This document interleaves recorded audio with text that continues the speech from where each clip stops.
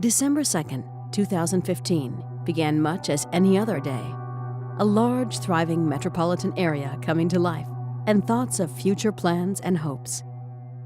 We have breaking news coming to us out of California, San Bernardino, where we have the sheriff's office confirming that they've had an active shooter where they have at least 20 victims of this shooter in an area, the 1300 block of South Waterman Street. How many rounds did he fire? Oh my God, 1 million. We got our first 911 calls at about 10:58 in the morning. It was actually as the shooting was taking place. It was multiple cell phone calls that came from inside of the Inland Regional Center. We're on the way. Okay, is he still shooting? Oh my God.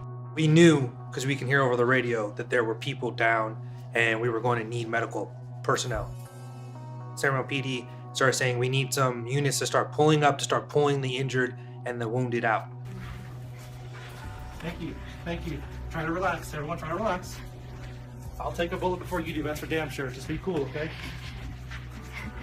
The first responders were incredible. They were there really, really quickly. At about 5 or 6 minutes before the first responders got in there. 14 people had been killed. Another 22, including Julie, were wounded. I was shot to begin with in my lower abdomen. I didn't realize it was exactly pelvis. It just felt like my lower abdomen. About 4 minutes later, I was shot again from the back, but it also felt like the bullet went again into my lower abdomen, but from the back. And it was one person that I could tell that was saying, you know, if you can get up and get out. If you need help, raise your hand if you can. And I just remember putting my hand up and someone coming pretty much right over and yelling to someone else to come and grab me by my arms and get me out as fast as possible. They were extracted from the building. We used every resource we had available to us, from cars to carrying people in litter blankets and to actually, in a few cases, pushing people in office chairs with rollers on it across the street to that triage center. I was assigned to provide safety and security for the staging area, the triage medical area. From that perspective, I was able to see a lot of the hurt that was happening, a lot of the blood that was lost that day.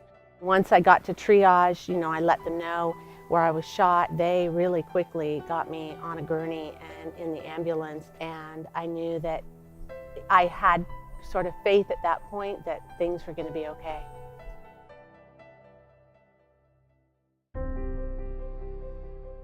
We actually set up the ambulance bay as like a patient receiving area.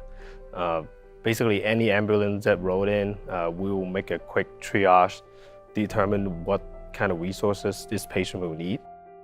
As we evaluated the patients, they were divided up to individual trauma teams. Each patient had a team of surgeons, emergency medicine specialists, nurses, respiratory therapists, you name it. If they needed it, we made sure they had what they needed. Procedures were done that were life-saving, and most importantly, when they needed blood, they got it quickly. Very remarkable fact that came out of this incident that not everybody realizes is that every single person that we were able to get out of that room and to the triage center and got transported to a hospital, every single one of them survived their injuries. And they survived really as a result of the speed of that response and the speed at which we were able to get people from that room into a hospital. And they talk about that golden hour in this business. The facts of this particular case is that the final patient that was able to get out and get to a hospital arrived 57 minutes after the incident. So within that golden hour, and every single one of them survived. I've been with LifeStream for almost 12 years now.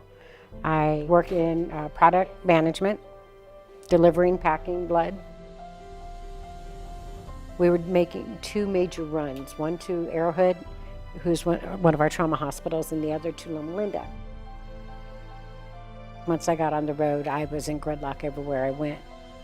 Got myself up to an intersection that was being completely traffic controlled by the San Bernardino police. And I just laid my hand on the horn, so it was just blaring to get their attention. And I said, I have blood for the victims. I need to get to Loma Linda, and you're going to help me. And he just said, okay.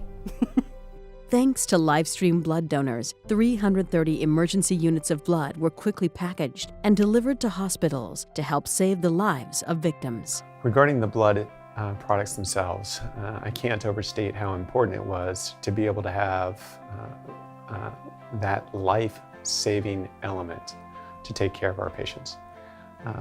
We had early on, when our first patients were arriving, our head of our blood bank come to us while we were caring for patients and tell us, don't worry, we will get what you need.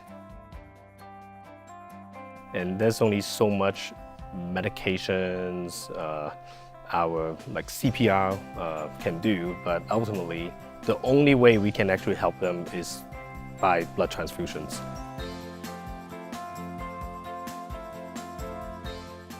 If you had significant injuries and a real need for blood donations to keep these victims alive, that I think is critical. And the folks that give selflessly by donating blood to help support those that are critically injured are real heroes in our mind. Those people truly make a difference to help save lives. When we have these types of incidents, I think a lot of people look to the police departments and the fire departments and the doctors and the nurses and the people that are visibly present.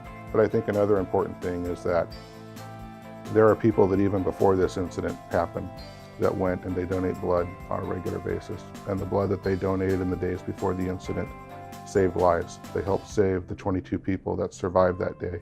And they help save people every single day that are in need of blood. And so an entire community becomes part of our ability to respond and part of our ability to effectively save lives.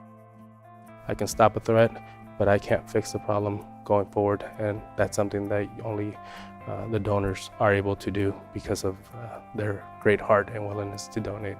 So they are the real heroes, not us. A lot of people refer to us as heroes, but in my eyes, especially after December 2nd, seeing things firsthand, you guys are the real heroes who donate the blood and secure a second chance at life for some people having a very horrible day, quite possibly the worst day of their life. And it's because of the donations to LifeStream that I survived the December 2nd shooting. And my friends also survived the December 2nd shooting. The ones that, got to the hospital and received their blood products. LifeStream. Give hope. Give life. Give blood.